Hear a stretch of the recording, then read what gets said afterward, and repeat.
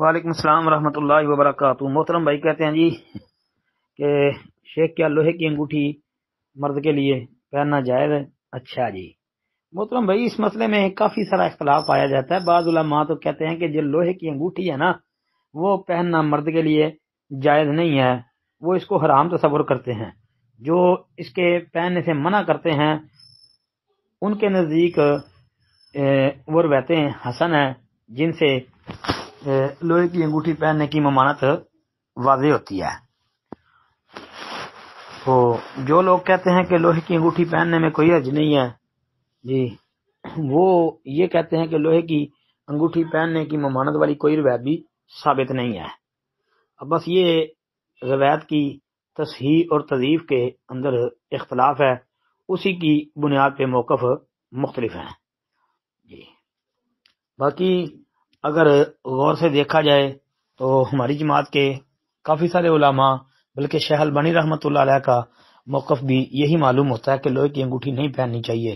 اسی طرح حافظ ابن حجر رحمۃ اللہ علیہ جو عسقلانی ہے فتح الباری والے، ان کا بھی موقف یہی معلوم ہوتا ہے۔ سمجھ یہی آتی ہے کہ وہ بھی اسی کے قائل ہیں کہ لوہے کی انگوٹھی نہیں پہننی چاہیے۔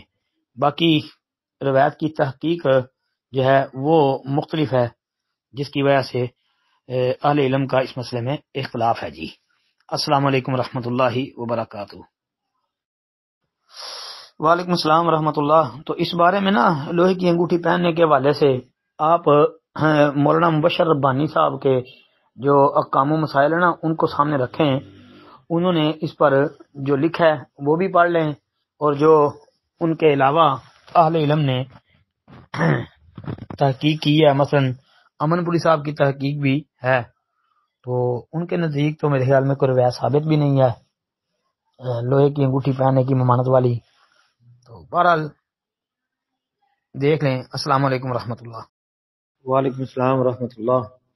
یہ جی دوسری پوسٹ بھائی کی یہ ہے کہ رسول اللہ صلی اللہ علیہ وسلم نے فرمایا، اللہ تعالیٰ فرماتے ہیں، میں نے اپنے نیک بندوں کے لیے وہ چیز تیار کی ہے جو کسی آنکھ نے دیکھی نہیں اور نہ ہی کسی کان نے سنی ہے اور نہ کسی انسان کے دل میں ان کا خیال آیا ہے۔ طبرانی صغیر 803 نمبر حدیث ہے۔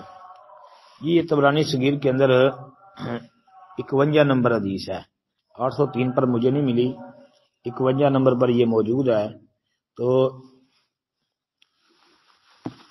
یہ تو بھائی صحیح بخاری مسلم کے اندر بھی موجود ہے نا۔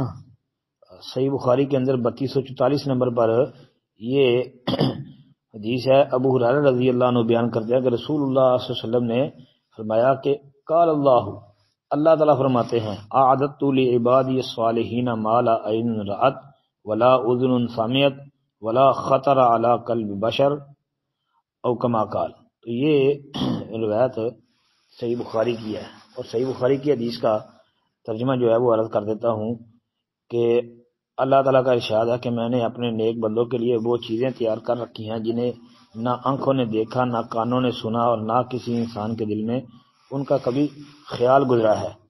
اگر دل چاہے تو یہ آیت پڑھ لو، یہ لی فلا تعلم نفس ما اخفی لهم من قرۃ اعین، بس کوئی شخص نہیں جانتا کہ اس کی آنکھوں کی ٹھنڈک کے لیے کیا کیا چیزیں چھپا کر رکھی گئی ہیں۔ السلام علیکم ورحمۃ اللہ۔